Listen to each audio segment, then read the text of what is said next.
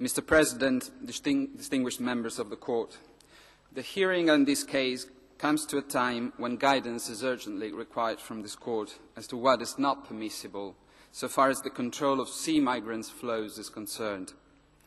As my learned This is a demonstration of the main flip-from-act. question to which this Court is called upon to give an answer in the present case is whether the applicants' pushback to Libya after their interception by an Italian vessel on high seas contravenes the guarantees enshrined in Article 3 and 13 of the Convention and in Article 4 of Protocol Number 4.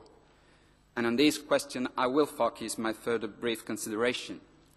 However, I must first of all respectfully emphasize This that is a the Court's demonstration decisions of on flip-from-act. this case clearly transcends the persons and interests of the applicants. Indeed, the matter under consideration raises a question of general importance for the European public order, which should be ruled in the collective interest of the community of the contracting states. The resort to pushback operation as a general policy instrument aimed at stopping the flowing of sea migrants from Libya This is has a demonstration generated of flip-from-act. considerable alarm in the European space of fundamental rights. For this reason, although the primary purpose of this application remains that of providing adequate relief to individual victims, and in particular to those among the applicants who are still alive, the Court's mission is also to determine issues on public policy grounds, thereby raising the general standards of protection of human rights with This is a respect to demonstration written of flip-from-act. interceptions operations and the processing of international protection claims. The main allegation of the applicants is that by pushing them back to Libya, the Italian authorities have knowingly returned them to a country where there were substantial grounds for believing that they could be subjected to torture or other inhuman or degrading treatment in breach of the absolute This is a prohibition demonstration laid down in of Article 3. flip-from-act. Notably, the applicants had reasonable and objective grounds to fear, first, that they would be exposed to ill treatment in Libya, and secondly, that they would be at risk of being deported to their home countries where they faced persecutions in conditions that would moreover put their life in serious jeopardy. The question this Court is called upon This is a demonstration to decide on of Article flip-from-act. 3 is therefore twofold. First of all, was there a real risk for the applicants of being subjected to ill treatment in Libya?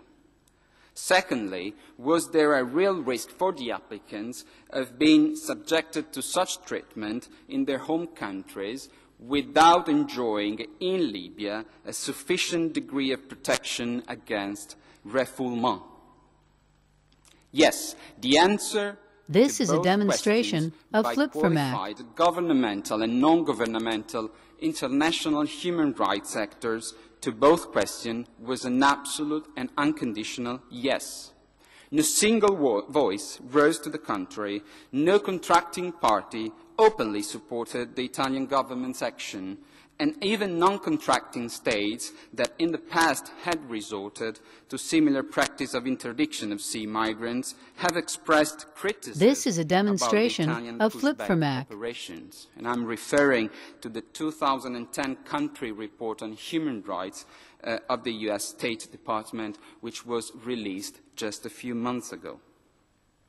The Court certainly does not ignore the conclusions reached by the CPT in its report on the pushback operations, where it stated that, and I quote, there would appear to be a real risk that persons detained in Libya, including This migrants, is a demonstration may be of subjected flip-from-act. to severe ill treatment and or be sent to a country where they are at risk of such treatment.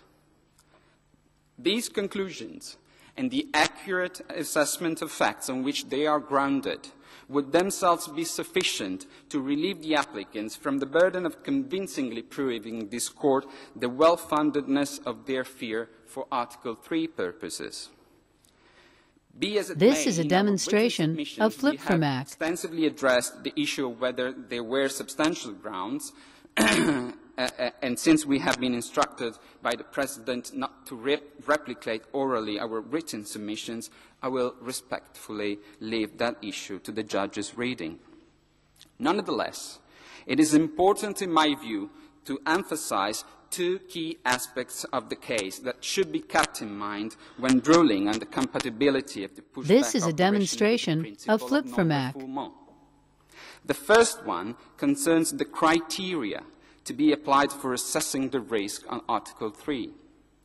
Indeed, the application under your consideration today falls within the kind of cases where the risk of prohibited treatment originates from a general situation in the receiving country. Since its judgments in Saadi versus Italy and this in is a NA demonstration versus United of flip-from-act. Kingdom, this court has stressed that in cases where an applicant is a member of a group systematically exposed to a practice of ill-treatment, the protection of Article 3 enters into play when the applicant establishes that there are serious reasons to believe in the existence of the practice in question. While the applicants do belong to a group, this is a demonstration of flip-from-act. Of Somali or Eritrean origin illegally crossing the Libyan borders with a view to reach the European continent. A group that is systematically exposed in Libya to a practice of ill-treatment, including refoulement and other serious human rights violations. The second key aspect of the case concerns the sources of information available for establishing the existence in Libya. This is a demonstration of flip-from-act. According to the case law of this court, the risk of ill-treatment should be assessed having regard to the circumstances that the state knew or ought to have known at the time of the expulsions. And in this context, the court relies on information contained in recent reports from independent international human rights associations as well as on governmental sources.